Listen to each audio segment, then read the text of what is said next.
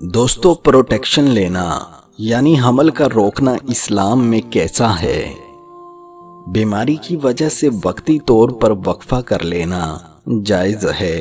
इसके अलावा एक औरत को जुड़वा हो गया और अगले भी जुड़वा होंगे और इतनी आमदन नहीं कि वो दाई रखे, घर में या डे केयर में जमा करवाए, उन बच्चों को खुद ही पालना पड़ता है और घर में ढेर सारे काम भी हैं। तो इस नीयत से अगर कोई वक्फा करना चाहे तो अल्लाह की तरफ से कोई पाबंदी नहीं है।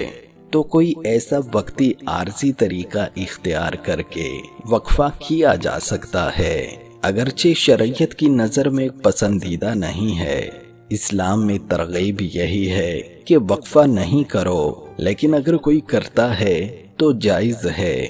लेकिन याद रखो कि इस नीयत से वक्फा करना कि मैं स्कूल की फीसें कहाँ से भरूंगा, या इस नीयत से कि मेरी जेब पर बोझ न बढ़ जाए, वक्फा करना हराम है, गुनाह कबीरा है, अल्लाह पर इल्जाम है, अल्लाह के अजाब को दावत देने वाली बात है। अल्लाह को गज़ब आएगा कि जिस खुदा ने तुझे पाल कर इतना बड़ा कर दिया, तू ये समझता है कि तेरे बाप की कैलकुलेशन की वजह से तू पला है, और अब तू अगली नस्ल को इसलिए रोक रहा है कि खिलाएगा कौन, तू खिलाता है या मैं खिलाता हूँ। कुरान कहता है हम तुमको भी रिज़्क देंगे और उनको भी। और आजकल ही सबसे ज्यादा हमल रोका जा रहा है। इसकी वजह यही है कि खिलाएंगे कहाँ से, तनख्वाह पूरी नहीं होती, सबकी जुबान पर यही होता है।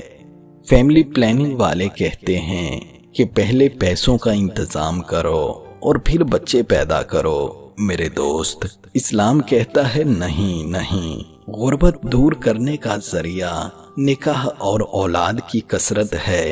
इस नीयत से भी बच्चे रोकना कि लोग क्या कहेंगे, इतने सारे बच्चे, और इसी नीयत से रोकना ये भी हराम है। अगर किसी की 6 बेटियां हों और वो ये सोचकर हमल रोके कि अगली भी बेटी होगी, तो ये भी हराम है। आप बेटी को मनहूस समझ रहे हो, लेकिन इस्लाम में मनहूस नहीं है, ये अल्लाह की रहमत है। लिहाजा अगर बेटी के खौफ से हमल रोक रहे हो तो ये भी हराम है, बहुत बड़ा गुनाह है। दोस्तों, बहुत से लोग इसलिए भी रोकते हैं कि बेटा मिल गया, अब ऐसा ना हो कि हमें बेटी पैदा हो जाए, तो ऐसी सोच और ऐसी बातों पर अल्लाह का अजाब आता है। अल्लाह घरों से बरकत छीन लेता है। अल्लाह पाक हमें ऐसी सोच से बचाए और अपने बताए हुए रास्तों पर अमल करने की तौफीक अता फरमाए। आमीन सुम आमीन। इंसानों से नरम गुफ्तगू किया करें, क्योंकि यहाँ पर हर इंसान जख्मी है, लेकिन उन जख्मों से खून नहीं बहता, ना ही वो जख्म हर आंख को नजर आते हैं। बर्दाश्त की सलाहियत खुश नसीबों को ही मिलती है।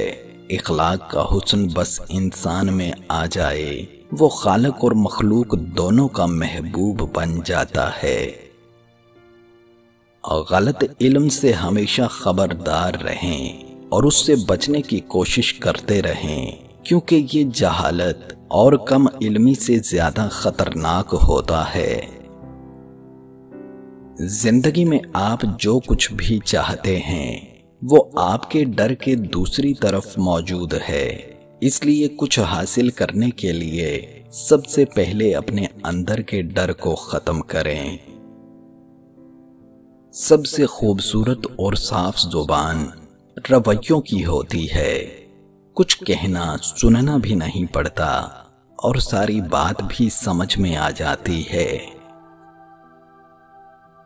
सकरात कहते हैं, जाहिल महज जीत का ख्वाहिशमंद होता है, उसे इस बात की परवाह नहीं होती कि मामले की हकीकत क्या है।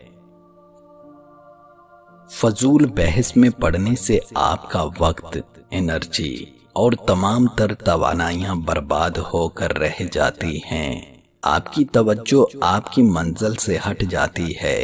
इसके अलावा आपके ताल्लुकात खराब हो जाते हैं।